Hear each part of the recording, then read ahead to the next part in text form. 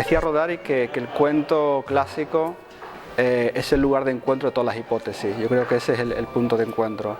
No porque el mensaje que nace en el 1600, 1700 haya continuado exactamente igual, sino porque ha dejado una libertad de lectura que permite interpretarlo de maneras diferentes. Tiene componentes que sí que son muy fuertes, tanto desde el punto de vista visual como de narrativo, es decir, la boca del lobo, el color rojo, el bosque, el cazador, tiene componentes ahí que son muy atractivos para el cuento. Es verdad que es de los cuentos más versionados que hay y antes de que Perregol ya, pues creo que fue el primero que lo escribió, ¿no? O sea, pero era una tradición oral y creo que fue el primero que lo escribió y ya desde entonces pues ha habido un montón de versiones, pero no sé, quizás es porque es un poco erótico el cuento, tiene mucho sentido del humor, es muy, como casi todos los cuentos clásicos, es muy actual todavía.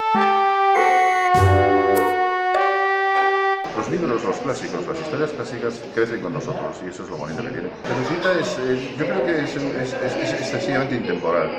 Por ejemplo, El gato con botas es una historia normal y corriente. Incluso Los tres cerditos es una historia. Caperucita es más un componente, es casi como un componente filosófico, es algo diferente. Es un mundo de sensaciones y de sentimientos. Y por esa razón lo hace tan universal. Perregol, cuando escribió este libro, no era realmente para avisar a nadie del lobo, en realidad en el siglo XVII yo creo que hubiera muchas personas en contacto con lobos que leyesen, ¿no? Entonces era más que por los lobos, por los hombres, porque las jovencitas no se dejaran liar por hombres, que parece ser que en esa época era bastante frecuente, ¿no? La primera versión creo que había hasta canibalismo, ya a la Caperucita el lobo le daba a comer partes de la abuela y sangre de la abuela y esas cosas se fueron quitando en las versiones posteriores, o sea que esto, yo no creo que Perregol hiciera esto para niños, era un aviso a navegantes para jovencitas como mínimo, ¿no? Pero vamos, ninguno de los cuentos clásicos era para niños. Luego se han ido, no sé, la edición de Grimm, por ejemplo, lo dulcificó muchísimo, porque la época también, pues era así, los finales eran felices ya.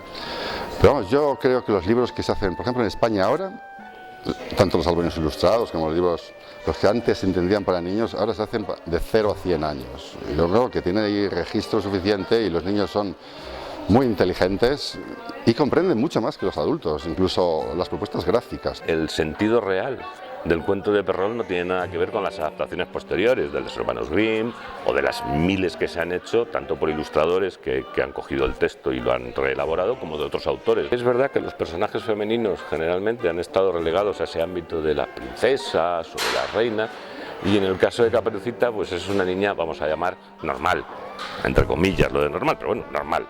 Es un personaje que lo puedes colocar en cualquier ámbito. Es un reto y yo creo que es un buen desafío, porque para un ilustrador significa que no te puedes mirar en otros espejos, es decir, hay tantísimas versiones que tienes que encontrar la tuya. Entonces eso significa que tienes pocos sitios donde agarrarte, en el sentido de que no puedes copiar a otros, es decir, tú tienes que hacer la tuya.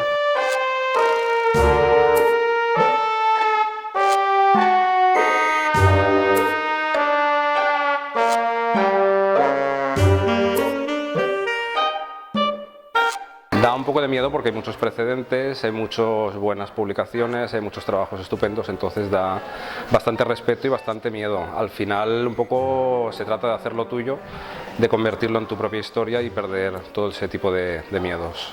La ventaja es el tiempo. Al haber tanta distancia entre el original, o la idea original en principio y esto, no supone ningún problema, ¿no? Al contrario, yo diría que ni siquiera es un reto en la medida en que cualquier trabajo que te propongan como ilustrador es un reto. Pero en este caso yo creo que es como un postre, ¿no? Es muy agradable. La única manera que yo entiendo que se puede ilustrar un clásico es desde una sinceridad muy profunda. Tienes que primero conocerte, lo que haces, cómo eres, y luego dejarte llevar, ¿no? Entonces, pues bueno, cruzar los dedos para que salga algo interesante, algo que te represente, que tenga parte de ti.